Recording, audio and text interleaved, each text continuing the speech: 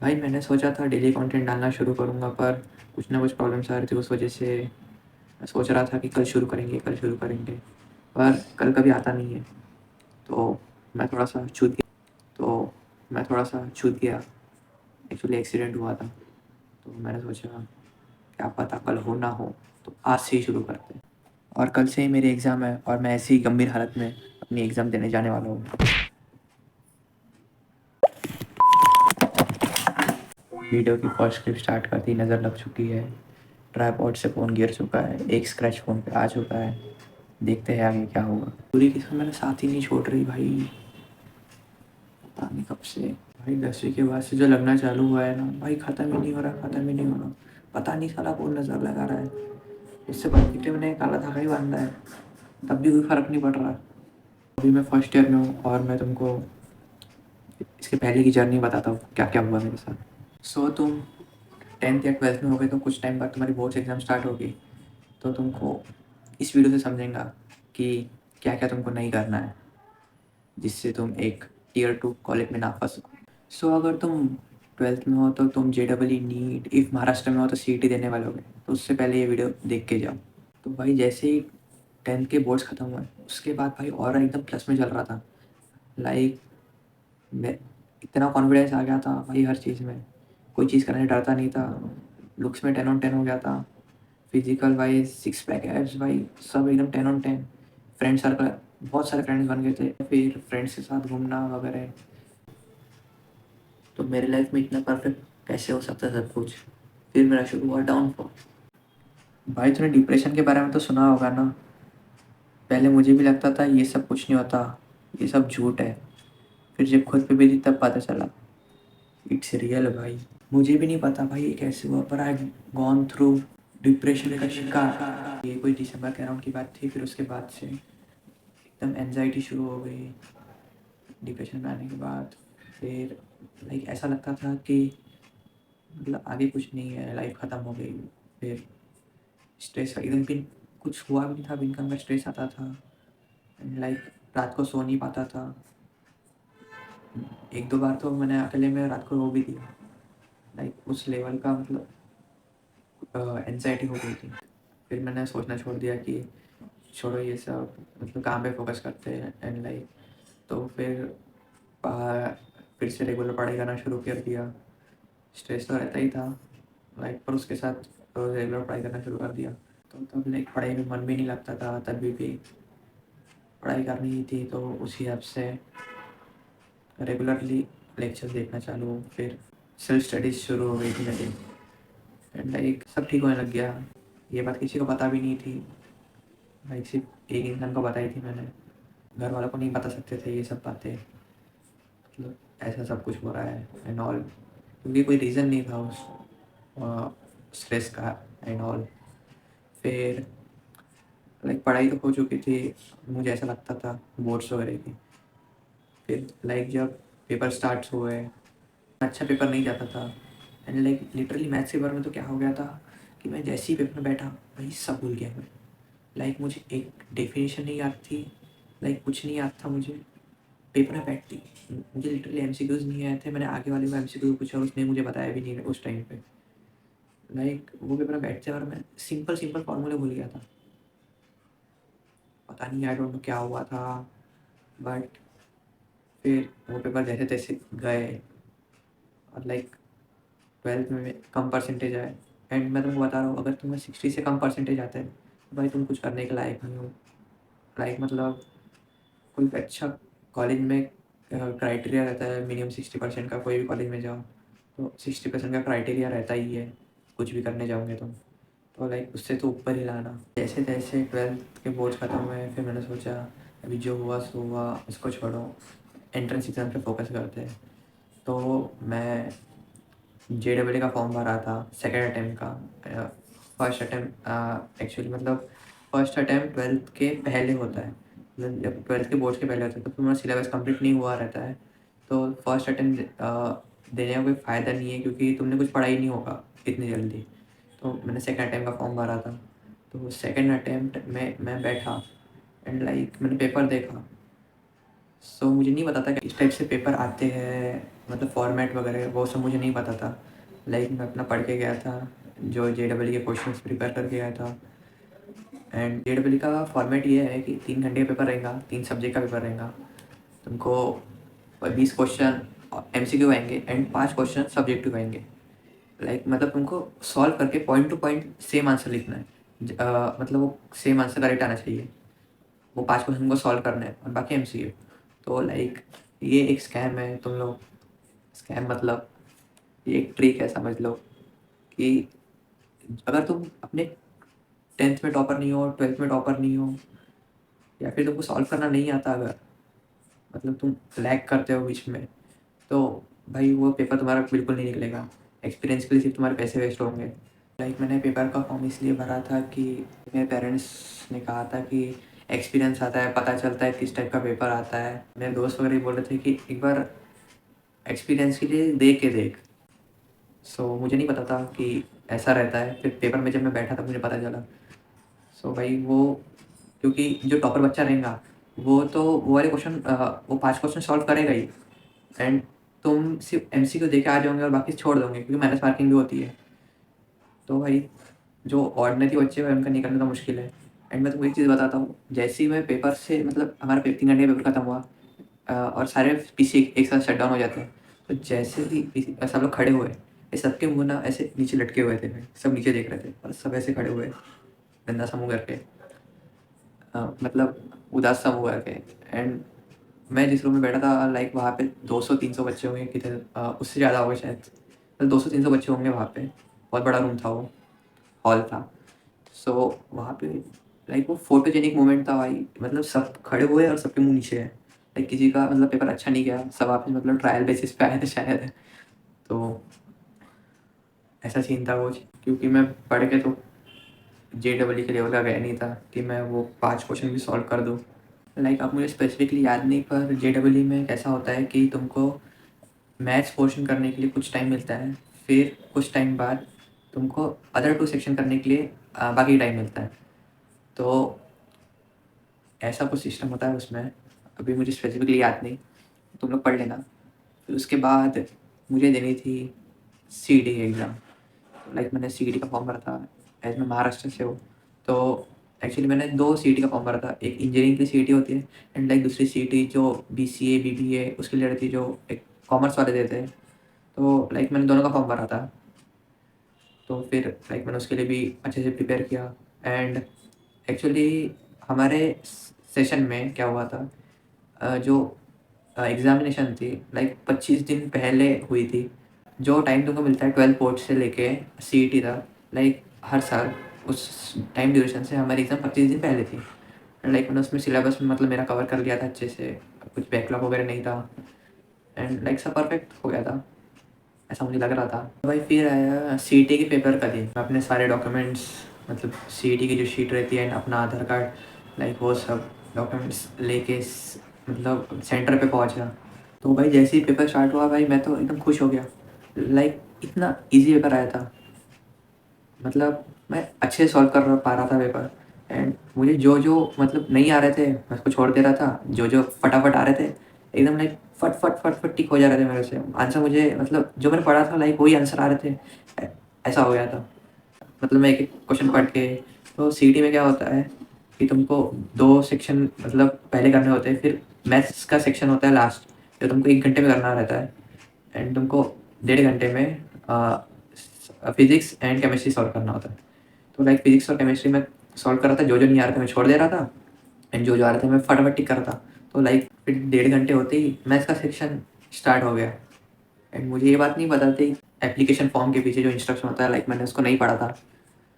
And वहाँ पे लिखा था कि 1.5 घंटे होने के बाद फिजिक्स एंड केमिस्ट्री का सेक्शन बंद हो जाएगा और सिर्फ तुमको मैथ्स सॉल्व करना रहेगा। और भाई मेरे फट के 4 हुए उस टाइम पे। मैं मैथ्स का सीजन खुलने के पहले मैं 1 मिनट में टाइम गिन रहा था कि लाइक अभी मैथ्स सॉल्व कर लेता, एंड फिजिक्स केमिस्ट्री के जो नहीं आ रहा है मैं बाद में सॉल्व कर लूँगा। जो JEE के बाद में क्या हुआ था, एक सेक्शन बाद में खुला था। तो लाइक मुझे लगा CET में भी वैसा ही होगा कि तुम्हारा एक सेक्शन बाद में खुलेगा और तुमको अ, फिर तीनों सेक्शन का एक्सेस रहेगा। पर भाई वैसा नहीं था। भाई मेरी फट के 4 हो गई। मेरा कुर्सी पीछे हो गई भाई जैसे ही वो सेक्शन बंद हुआ, बाकी दोनों सेक्शन। एंड लाइक मैथ्स मैंने उतना अच्छे से नहीं किया था, और मेरा फिजिक्स और केमिस्ट्री लाइक मैंने अच्छे से किया था पढ़ाई उसकी। जैसे ही सेक्शन लॉक हुए भाई मैं हड़बड़ा गया, और एंड लाइक मैं थोड़ा सोच ही रहा था क्या करूँ क्या करूँ क्या करूँ। कुछ टाइम बाद मैं अपने बाजू वाले से पूछता हूँ, भाई अभी ये 2 सेक्शन नहीं खुलेंगे क्या?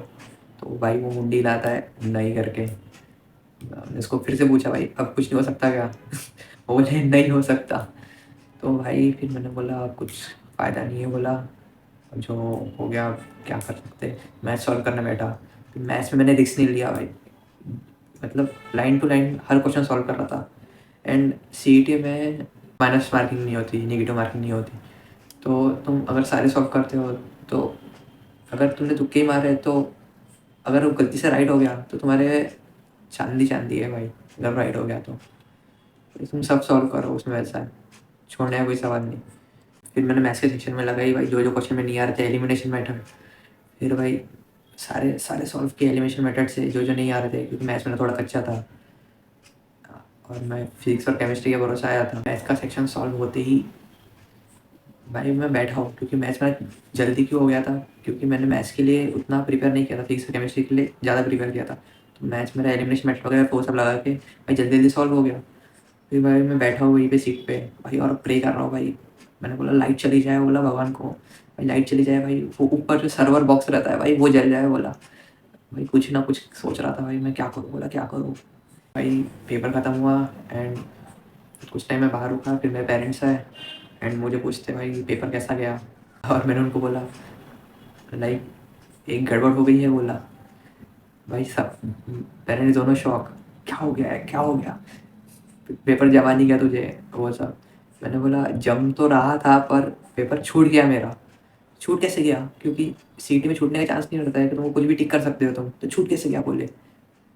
तो मैंने बताया कि मुझे नहीं पता था कि ऐसा टाइम, ये टाइम खत्म होने के बाद लॉक हो जाता है। तो भाई सब पेरेंट्स भी स्ट्रेस में आ गए, अब क्या होगा अब क्या होगा। भाई मेरा लास्ट थर्ड पेपर था बोझ, और उसके बाद 2 और सीईटी के पेपर, मतलब 3 पेपर हुए थे। एंड भाई मैंने जैसा सोचा था भाई वैसा ही हुआ। मेरा दोस्त भी दे रहा था उसके अगले वाले दिन पेपर, मतलब जैसा सोचा था वैसा नहीं हुआ, मतलब उसके लिए अच्छा हो गया, लाइक मेरे लिए उतना अच्छा नहीं हुआ।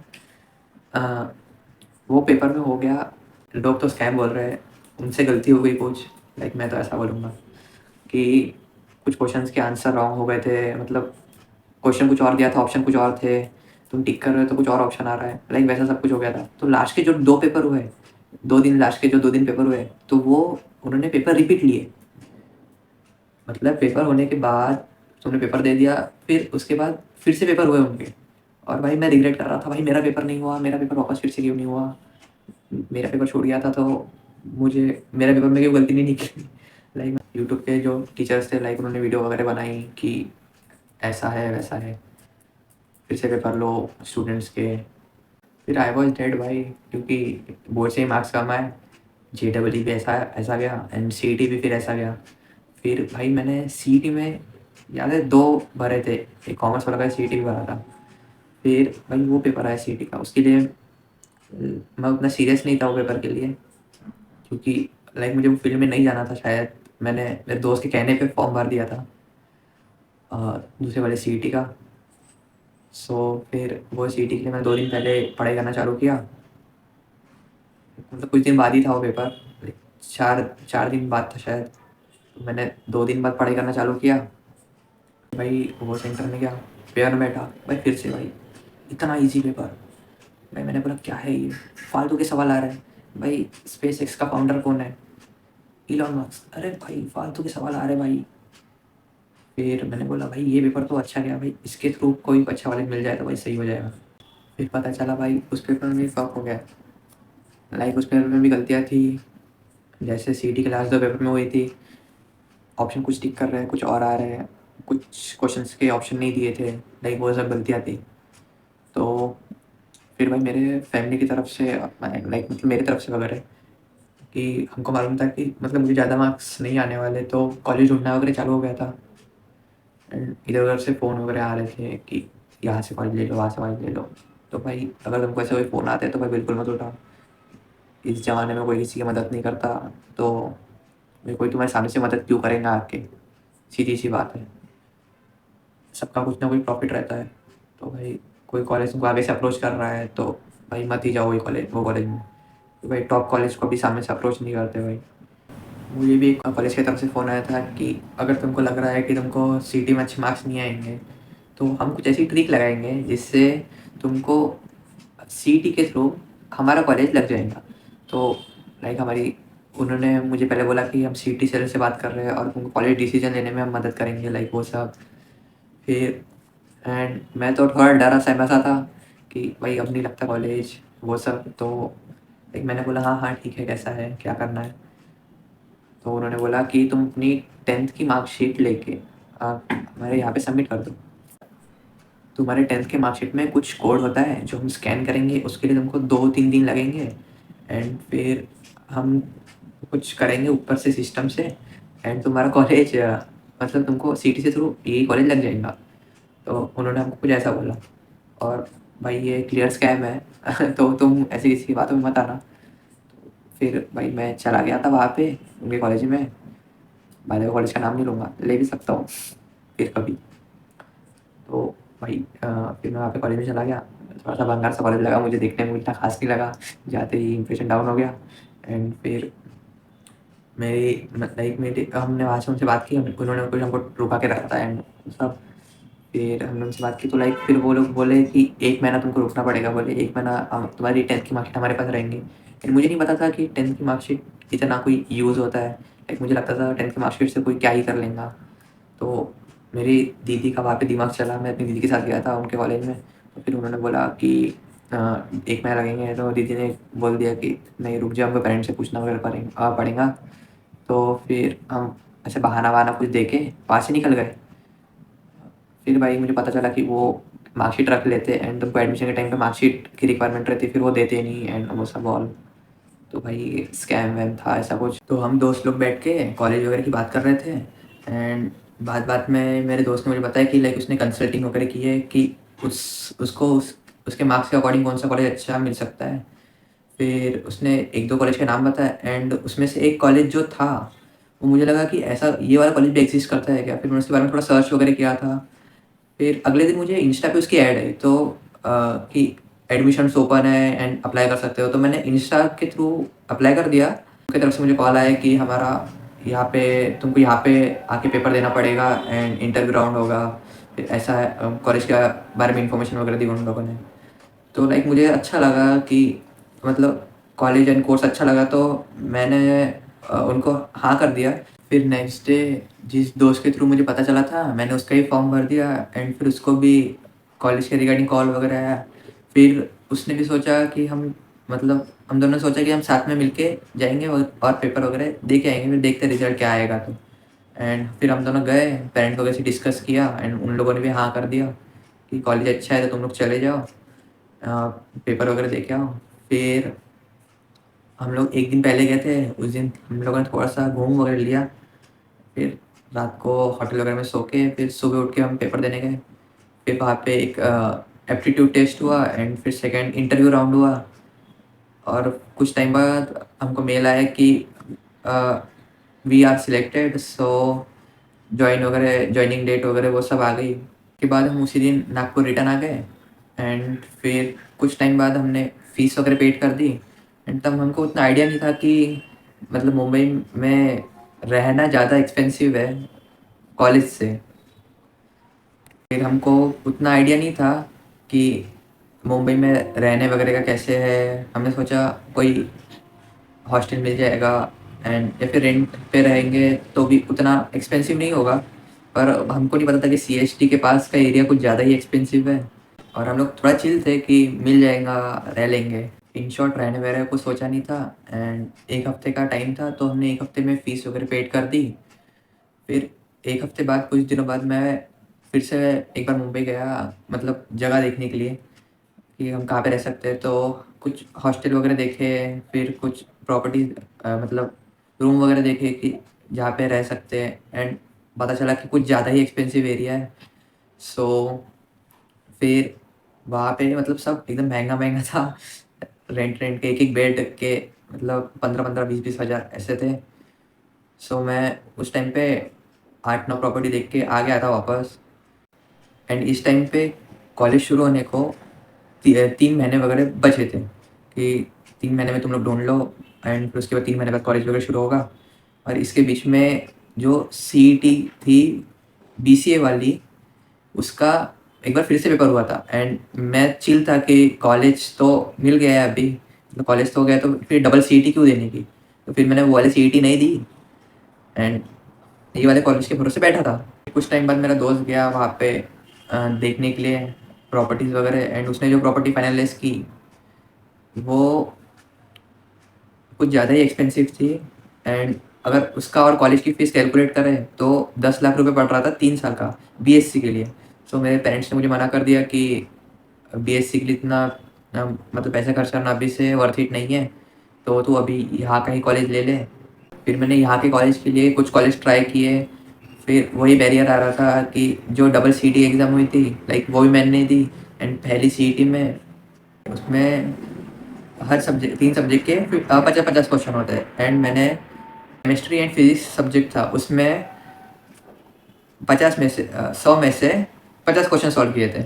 लाइक मतलब आधा पेपर तो मेरा छूट गया था, तो उसमें कुछ खास परसेंटाइल नहीं आए थे, तो इंजीनियरिंग कॉलेज मिलना तो बहुत मुश्किल था एंड मैंने बीसीए की जो सीईटी थी जो डबल हुई थी लाइक वो भी नहीं दी थी। तो उस वजह से मुझे यहाँ का तो अच्छा कॉलेज नहीं मिल पाया, फिर मैंने एक एवरेज से कॉलेज में बीसीए ले लिया। लाइक मेरे सारे बैरियर बंद हो गए थे। पेरेंट्स ने बोला कि इंजीनियरिंग कुछ ज़्यादा ही हार्ड है, तेरे से नहीं हो पाएगी एंड फिर उतने परसेंटाइल भी नहीं आए थे तो हम कुछ बोल भी नहीं सकते थे उनको कि लाइक मेरी उतनी गलती नहीं थी उसमें, तो उनको कुछ बोल नहीं सकते थे। और बीसीए का भी कोई टॉप कॉलेज यहाँ का नहीं मिला, तो फिर हम मुझे एवरेज से कॉलेज में लेना पड़ा। सारे बैरियर बंद हो गए थे, ऑप्शन ही नहीं बाकी था कोई। मुझे एक कॉलेज लगा था मतलब बीसीए के सीईटी के थ्रू, सियागढ़ कॉलेज, तो वो बीसीए के लिए लगा था मुझे, पर लाइक फिर वापस पेरेंट्स ने बोला कि वो वर्थ इट नहीं रहेगा बीसीए करने के लिए, अभी यहाँ पे एडमिशन लिया है तो फिर यहीं पे कंटिन्यू कर, कैंसिल वैंसिल मत कर। सो फिर यहीं पे कंटिन्यू किया। मुझे आईआईटी वगैरह तो जाना था नहीं, मुझे कोई अच्छा कॉलेज चाहिए था and actually I hate IIT, क्योंकि मुझे लगता है वहाँ पे कुछ ज़्यादा ही होशियार लोग हैं एंड मेरी वाइब वहाँ पे नहीं बन पाएगी कुछ ज़्यादा इंटेलिजेंट लोगों के बीच में। पर अभी शायद कुछ वही का प्लान वगैरह हो रहा है, देखते हैं क्या होता है। पर भाई मेरी किस्मत ऐसी है जो मुझे नहीं चाहिए रहता वो मतलब मुझे पहले मिल जाता है। सो कुछ वहाँ का प्लान हो रहा है, तुम लोगों को पता होगा कि तुम बिना आईआईटी जाए भी आईआईटी जा सकते हो, एड्स वगैरह देखे होगे तुम लोगों ने। सो वैसा कुछ मैं ये वाले कॉलेज में भी कुछ और परफॉर्म करने की कोशिश कर रहा हूँ। लाइक उसके लिए मैं तुमको सेकंड स्टोरी टाइम में बताता हूँ क्या हुआ था। So good bye.